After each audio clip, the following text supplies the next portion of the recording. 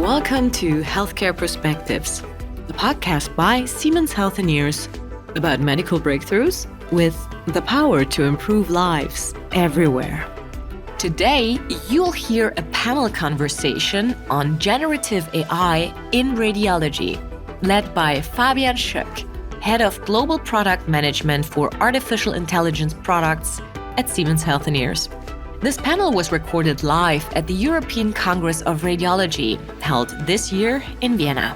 The ECR is one of the leading events in radiology, as well as one of the world's largest international meetings of radiology professionals, radiographers, physicists, and industry representatives.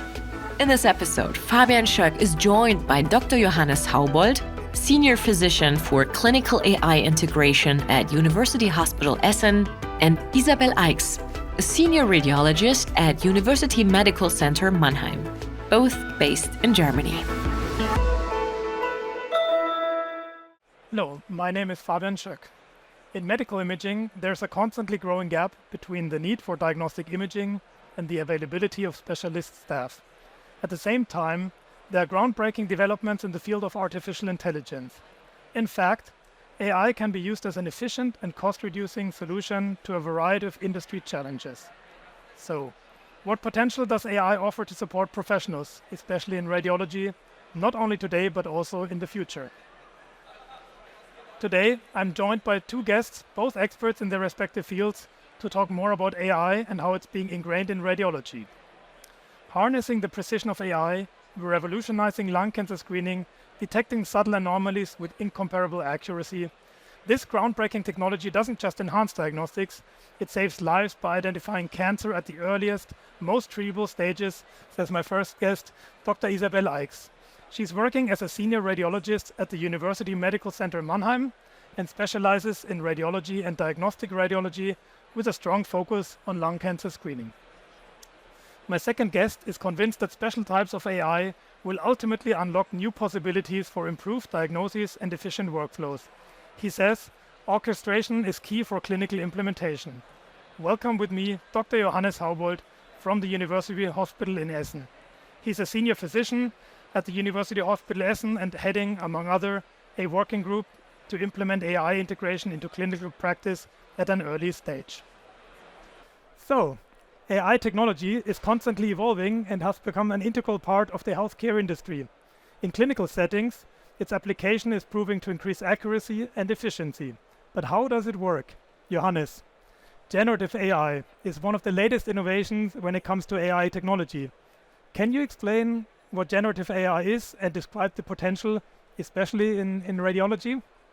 Yeah, so generative AI tackles three main topics. So one topic is generating images, another topic is generating text, and the third topic is generating audio and everything in between. So generating text from images, images from text, audio from text, and so on. So it will influence every part of the patient journey in a vast amount. Mm-hmm. And can you elaborate if those are like separate tasks, or if you see a potential for combining all of these technologies? Those are separate tasks. For example, for image generation, it will change the imaging. How can we acquire an MR sequence, for example? Can we use case-based reduced images to accelerate MR imaging, for example? Or they will help us to reduce the dose of contrast agents we use for MR or CT. And those are some examples for those image generation networks. For text generation, they will help us to generate reports, to structure unstructured data, for example. And I think those are the most important topics. Fascinating. Isabelle, one focus of your work is lung cancer screening and how AI can contribute for the early detection and targeted diagnosis and treatment of lung cancer.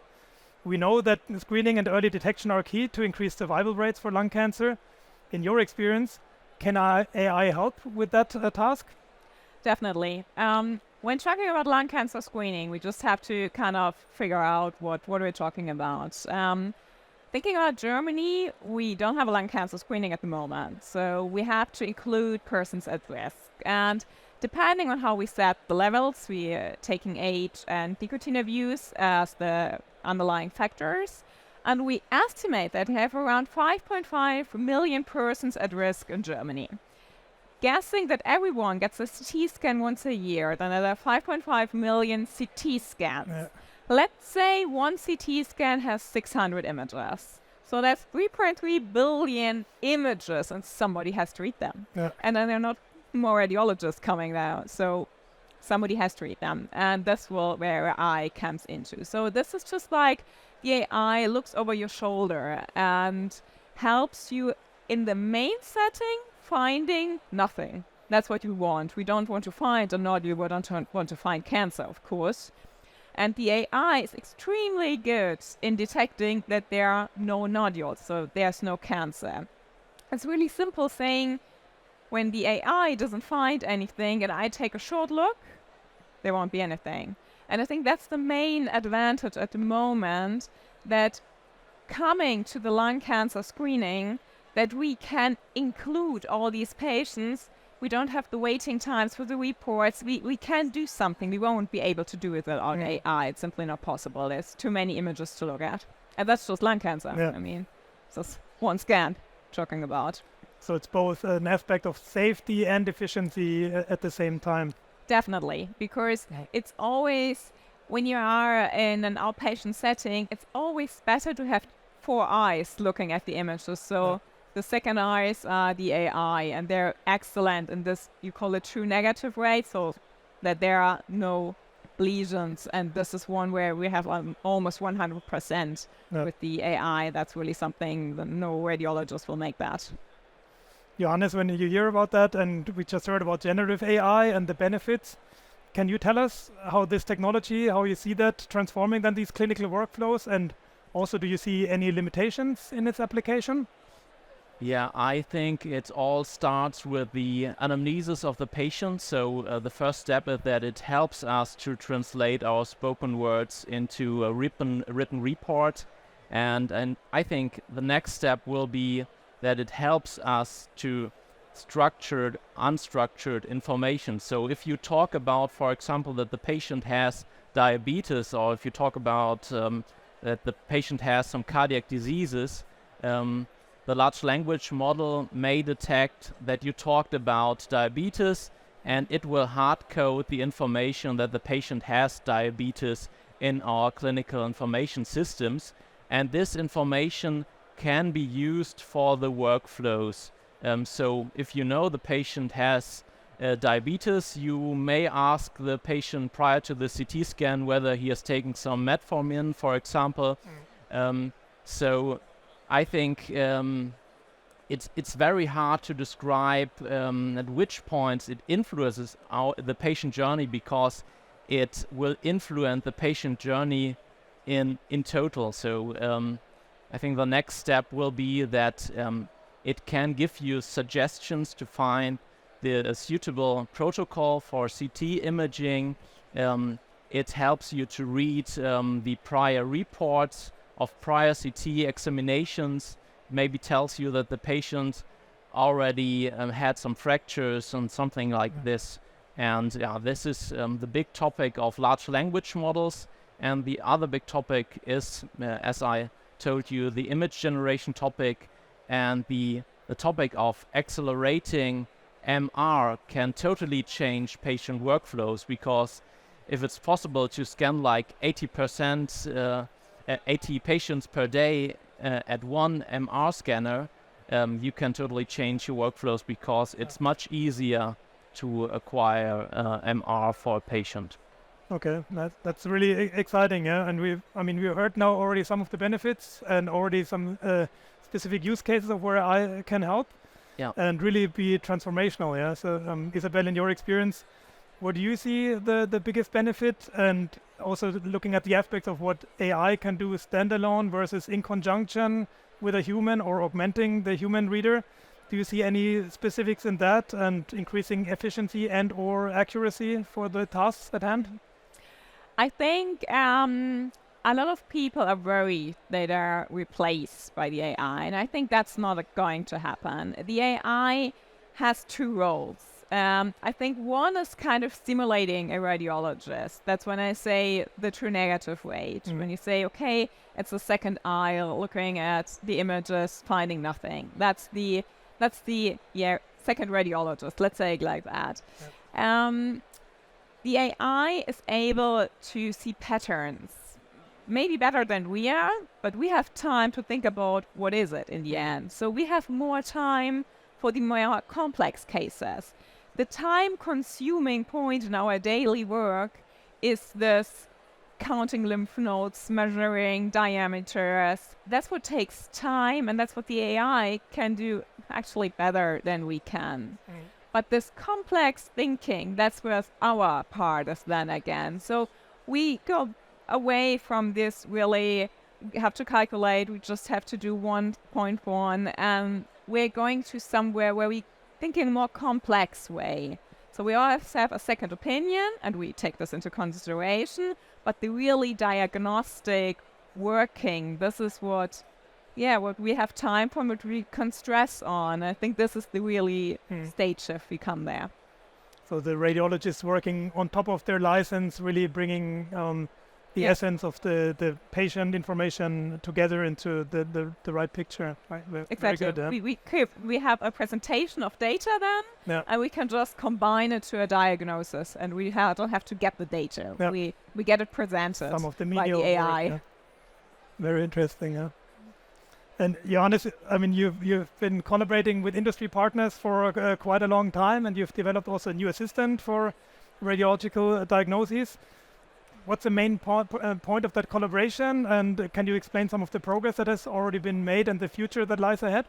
Yeah, we are working on different kinds of large language models, and we try to use big amounts of data that lie in our hospitals' information systems, and we try to enable the physician to access the important data points for the patient. So we developed, for example, a chatbot which you can talk about the patient. So you can ask the chatbot what clinical preconditions does the patient has, and it will answer your questions and tell you which preconditions has the patient. But I think at the same time we have to talk about limitations. So I think quality control is very, very important in terms of large language models, because we all know that large language models can confabulate, and we never want to rely on confabulated data. So we have a big focus on quality control, for example, for this network, which answers your questions on clinical preconditions. It will at the same time show you those data sources where those informations derived from, so it's very easy for you to verify whether the network has worked correctly or not. So Isabelle, when you hear Johannes talk about such a tool, and when you think about these menial tasks that we had before, do you see like the immediate connection to lung cancer and how it could be of help, or also what risks might be there? How do you establish that quality control? Definitely, because I mean, lung cancer screening is depending on risk factors, and the mainly risk factors is age and smoking history. So those are the two easy points. But there are prediction models where body mass index, family history, COPD, so other diseases come into account. And when you have an AI generating a risk prediction module for the lung cancer screening established through all the data underlying, I think it would be great as an additional tool coming in for the lung cancer screening establishment in Germany. Okay. No, great. We've talked already now quite a bit about the benefits of using AI for diagnostics.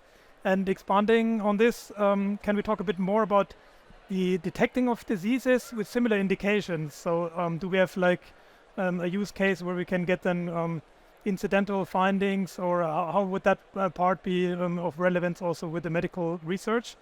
And in lung cancer screening, right, the risk factor or the key risk factor is smoking. But would there be other diseases with comparable risk factors that AI can identify? So going away from lung cancer to similar screening programs, and also what you can find in the primary use case versus also incidentally? Definitely. I'm very happy you mentioned it. Because this is the really big problem. When people think about lung cancer screening, they think about lung cancer and nothing else. But you have a chest CT for one point, and you have nicotine abuse at the other point. And nicotine doesn't come only with lung cancer. It comes with COPD. It comes with cardiovascular diseases.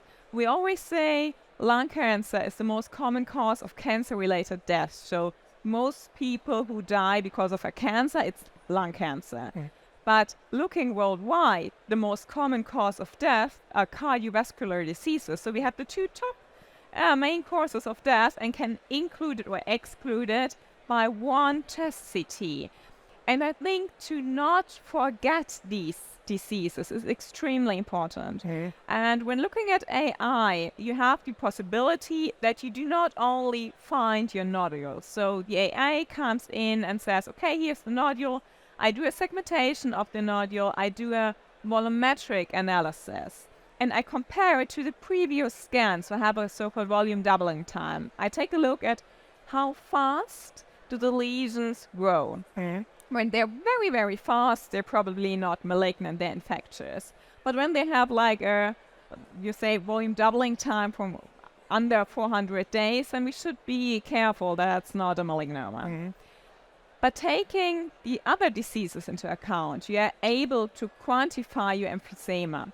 There was a few years ago, let's say 20 years ago, so that's how long we're doing lung cancer screening studies already worldwide, so we should come there by some point. There was a trial in the US, and that's kind of interesting because they primarily focused on the lung cancer screening idea. And then they analyzed the COPD, and lung cancer and COPD are among the top 5 causes of premature death in the United States. So they came and analyzed all the patients asking about COPD. And in their whole data set, they found nearly 31% who had a COPD, and over 80% didn't know it. So that's where we can come in again. The AI just gives it by itself, and we have an additional tool. Same with cardiovascular risk. We have a native scan, so we don't have any contrast agents. So we don't really see the vessels very good, but we see calcifications in the vessels. And when you have a lot of calcification in your coronary arteries, you have a particularly high risk of developing a stroke or a heart attack, something like that, so a cardiovascular event. And there is a statistic saying that with a decent amount, let's say around about 500 cubic millimeters of coronary artery calcification, when you just measure it, you have an elevated risk of 48% that you get like a MACE, a stroke, a heart attack, something like this. Nobody calculates that on their own. That will take ages to measure a volume and calculate it. And with the AI, you just get it. So you have one scan and you can include or exclude 3 severe diseases. You have the top causes of death in here. So I think it's extremely important to use the AI, because when I read reports, it's never in there. It's only there when an AI stressed on it. So I think it's extremely important to do that. Okay, that's great to hear. And I mean, also touches also the importance of the routine screening programs and then tying into the research, right? So also, Johannes, that would be something I would be interested, because I know your institution is very advanced when it comes to also appreciating the value of big data and taking large data cohorts for research. So do you see AI also as what potential do you see with AI to advance also this field of imaging and medical research in general? Can you give any example for that or elaborate? I think it can raise the accessibility of research in different topics. So I think we have the biggest fire database in Europe. So we have many data points today, I think, more than 1.7 billion data points in our database. But for doing research, you have to access those data points. And to access those data points, 3 years ago, you had to be an information technology specialist writing a script to access those data points. And today, with large language models, we, for example, built a large language model called Flame. You can automatically generate the code from a natural language question. So you can just ask, can you find all patients with a certain ICD-10 code, and can you give me the laboratory values 1 week prior to the coding of the ICD-10 code?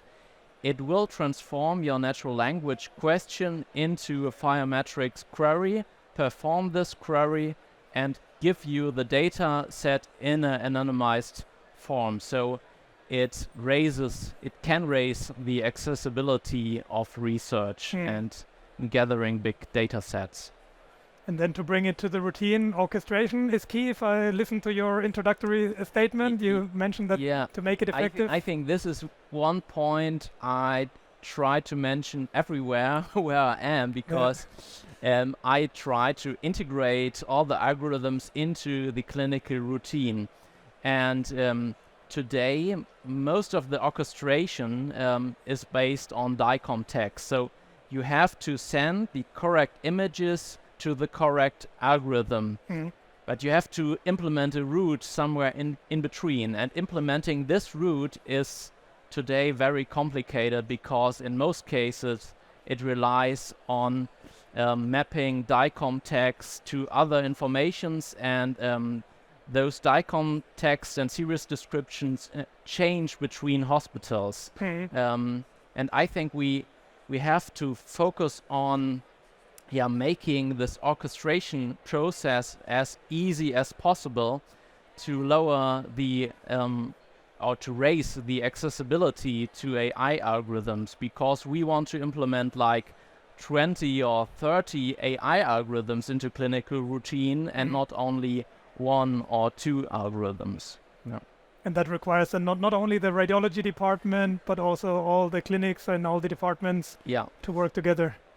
And also the companies developing AI algorithms, they also have to focus on raising the accessibility, because this complicated orchestration process is also associated with a lot of costs for the companies, and this costs will be given to the radiologist. So it's some kind of downward circle. So the radiologist doesn't want to have a lot of work implementing those algorithms, and he does not want to pay a lot of money for an algorithm. So I think we have to break this circle, and we have to automate the orchestration process. Really move towards standardization, so we can leverage the full potential and going for the scalability. Okay. I mean, Isabelle, you're one of the world experts also in lung cancer, but also looking at the topics beyond thoracic CT. What would be your biggest potential areas that you would see for the leveraging the potential of AI in screening scenarios? Do you have any thoughts on that? Well, we will need it for screening. I think it's not an if, it's a must. I really think so, and no matter what kind of screening. We do have lung cancer screening, it's very popular at the moment, but we will have to focus, as I just said, not on only lung cancer. So there will be like a chest screening, maybe we can say it like that, or a nicotine screening, a risk factor associated screening. And with AI coming in, I really hope that we have the possibility to change the world of lung cancer and the world of lung diseases. Because at the moment, there are too many people dying through lung cancer, through COPD, through cardiovascular diseases. We have to address it in a very, very early stage. And we can only do this using AI, just because of the overload of images we get. And the more we screen, I mean, as I said before, we have the 5.5 million in Germany. at a 3.3 billion images. That's only when we don't find anything. Because if we do, we repeat the scans even more often, and then this simply explodes the analysis and the data. And this is now lung cancer screening. We will see where we are in a few years regarding other screenings. No. So AI has to support and it has to be the second radiologist sitting always right next to you, supporting you. No. I think, don't be afraid of it, just use that. That's a very, very good remark, yeah. So thanks to both of you. That was really a very impressive glimpse into your work and also the future of AI. Maybe to bring it also to a close here, I would like to step into the future one more time and ask you a last question, right, to both of you. Maybe Johannes, you start first. What is the next big milestone that you would expect when it comes to the use of AI in radiology? I think there are 2 milestones. First milestone would be an automated orchestration process, and the second milestone would be to move more forward to quantitative radiology. I think there's a lot of potential to get quantitative information from the images. How is the body composition of the patient? How is the bone density of the patient? How are the organs looking? To extract those quantitative informations as a radiologist, by the help of AI, I think will be a very important next step in terms of radiology. Do you have one modality in mind, or would that be valid for all modalities that you get this? It will start with CT imaging, and but the transfer to MR will not take a long time. Mm-hmm. Yes, I can simply agree. I also think we have to consider all the data that is in this image. Mm-hmm. We can't see it just by ourselves. There's too much data. I think also we start with CT, we go to MRI. So this is where the big data is lying in.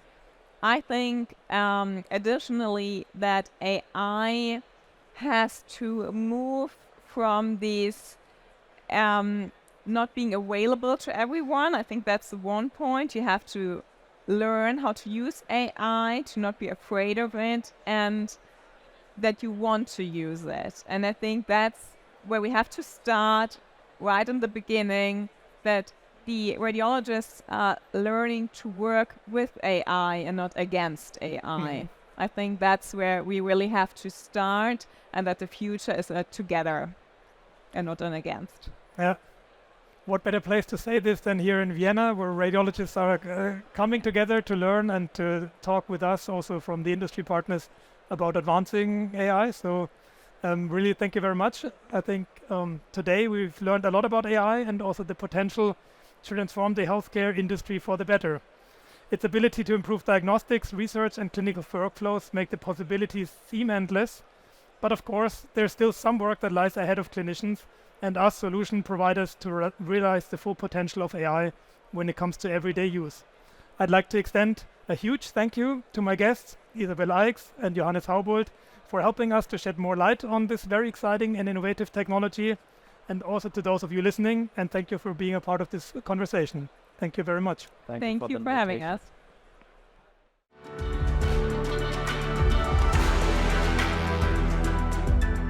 You've been listening to Healthcare Perspectives, a podcast by Siemens Healthineers. We pioneer breakthroughs in healthcare for everyone, everywhere, sustainably. Subscribe to us and always get the latest episode in your podcast feed, or visit siemens-healthineers.com/podcast for more. The opinions expressed by the guests and contributors in this podcast are their own and do not necessarily reflect the views of Siemens Healthineers. The statements by Siemens Healthineers customers in this podcast are based on results that were achieved in the customer's unique setting. Because there is no typical hospital or laboratory and many variables exist, e.g. hospital size, samples mix, case mix, level of IT and or automation adoption, there can be no guarantee that other customers will achieve the same results.